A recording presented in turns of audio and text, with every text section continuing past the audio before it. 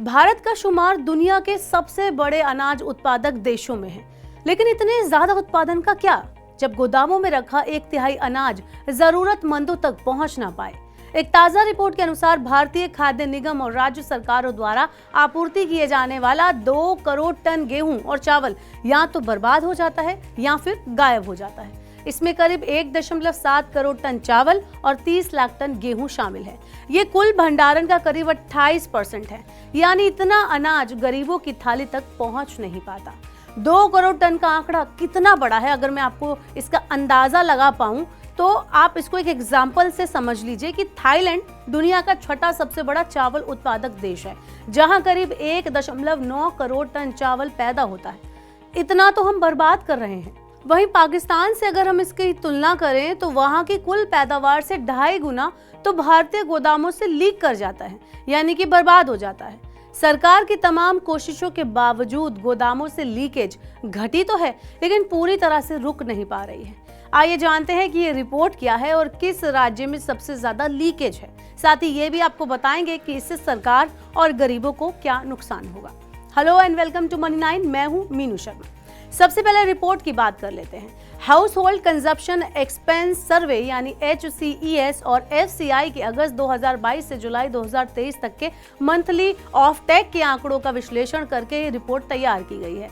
इसके अनुसार गोदामों में गरीबों की थाली तक पहुंचने के लिए रखा गया 28% अनाज कभी भी लाभार्थियों तक नहीं पहुंचता है। इससे सरकारी खजाने को 69,108 करोड़ रुपए से ज्यादा का आर्थिक नुकसान पहुंचता है। आंकड़े बताते हैं कि सरकार द्वारा निर्धारित टारगेटेड पब्लिक डिस्ट्रीब्यूशन सिस्टम में कुल 71.4 मिलियन मीट्रिक टन गेहूं, चावल इस सब का आवंटन किया गया है। इसके मुकाबले खपत सिर्फ 51.7 मिलियन मीट्रिक टन है, यानी कि 19.7 मिलियन मीट्रिक टन गेहूं या चावल हर साल लीक हो जाता है। हालांकि सरकार इस बड़ी बर्बादी के बावजूद अपनी पीठ ठोक रही है, यानी पीठ थपथपा रही है, शाबाशी दे रही है, क्योंकि जिस 2022 से लेकर 2023 की अवधि पर यह रिपोर्ट तैयार की गई है, उससे 10 साल पहले के मुकाबले ये लीकेज लगभग आधी है।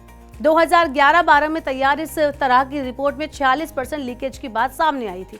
इसके बाद से सरकार ने आधार कार्ड के इस्तेमाल और राशन सिस्टम के डिजिटाइजेशन के साथ इस लीकेज को रोकने में बड़ी सफलता हासिल की है, लेकिन इसके बावजूद मुफ्त या सब्सिडी वाले अनाज का एक बड़ा हिस्सा लाभार्थियों तक, जरूरतमंदों तक नहीं पहुंच पा रहा। आइए जानते हैं कि इस समस्या में सबसे बड़े दोषी राज्य कौन से हैं।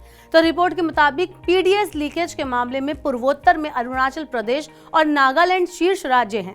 उसके बाद गुजरात का नंबर आता है। हालांकि पूर्वोत्तर राज्यों में डिजिटलीकरण की कमी को ज्यादा लीकेज के प्रमुख कारणों में से एक माना गया है, लेकिन गुजरात का इस लिस्ट में शामिल होना चिंता पैदा करता है। हालांकि लीकेज रोकने वाले राज्यों की अगर हम बात करें तो उसमें बिहार, पश्चिम बंगाल को बड़ी सफलता मिली है। बिहार में 2011-12 में जहां लीकेज 68.7% थी, वहीं 2022-23 में ये घटकर सिर्फ 19.2% रह गई। पश्चिम बंगाल में आश्चर्यजनक लीकेज रोकना हमने देखा है, क्योंकि यहाँ पर 69.4% से इस आंकड़े को घटकर 9% पर लाया गया है और इस राज्य ने सफलता हासिल की है। वहीं वॉल्यूम की अगर हम बात करें तो यहाँ उत्तर प्रदेश सबसे पहले नंबर पर है। यहाँ PDS लीकेज का स्तर 33% है। वहीं हिमाचल प्रदेश, उत्तराखंड और महाराष्ट्र में सरकारी अनाज की साइफनिंग की दर बहुत ही ज्यादा है। लेकिन अब सवाल उठता है कि ये लीक हुआ अनाज आखिर जाता कहाँ है? तो इसका सीधा सा जवाब है बाजार में। अक्सर अनाज को खुले बाजार में वापस भेज दिया जाता है। इसके साथ ही कई एक्सपोर्टर भी ये सस्ता अनाज खरीदकर एशियाई और अफ्रीकी देशों में खपा देते हैं। तो इस तरह से देखा आपने कि ये जो अनाज है वो जरूरतमंदों तक पहुंचने के अलावा बर्बाद हो रहा है देश में। आपका इस बर्बादी पर क्या कहना है, आप हमें कमेंट बॉक्स में बता सकते हैं और ऐसी और वीडियोस के लिए देखते रहिए मनी 9।